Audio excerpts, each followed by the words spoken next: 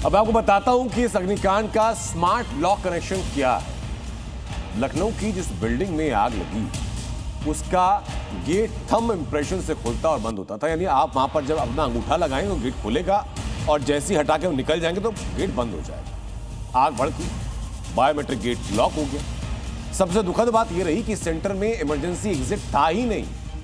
तो सवाल यह कि बिना इमरजेंसी एग्जिट के इमारत में कमर्शियल एक्टिविटी कैसे चल रही थी? क्या फायर सेफ्टी ऑडिट यहां नहीं होती थी?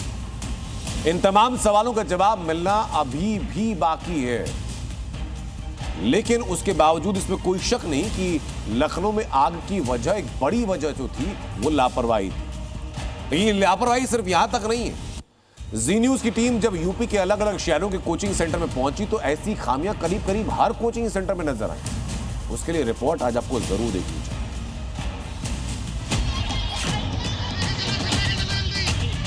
मैं उसी इलाके में आया हूं रियलिटी चेक करने के लिए। आप देखिए तस्वीरों में तो ये भी काफ़ी संकरी गली है। इसमें भी अगर कोई घटना होती है तो फायर ब्रिगेड का यहाँ तक पहुँच पाना थोड़ा सा मुश्किल होगा। ये भी एक कोचिंग है। यहाँ पर ऊपर 3rd फ्लोर पर एक ग्रेविटी नाम की ये कोचिंग है जहाँ पर छात्र छात्राओं को पढ़ाया जाता है। यहाँ पर क्या हालात हैं ये दिखाता हूँ। तो यहाँ पर भी जो एंट्री है और एग्जिट है ऊपर से नीचे आने का वो एक ही है। पाइप भी जो है वो निकला हुआ है, खराब हालात में है।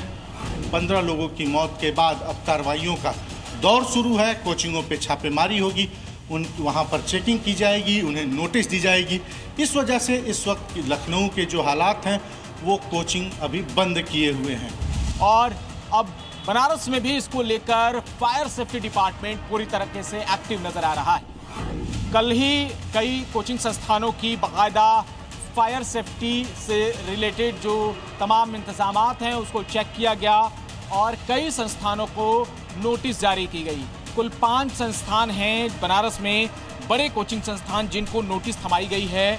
उसमें JRS कोचिंग का भी नाम शामिल है। कल शाम को ही यहाँ पर तमाम जो सुरक्षा अधिकारी हैं वो मौके पर मौजूद रहे और तमाम चीज़ें चेक की गई, लेकिन कुछ ऐसी चीज़ें भी मिली हैं जिसको लेकर उन्होंने चिंता जाहिर की और उसके बाद ये नोटिस दी है।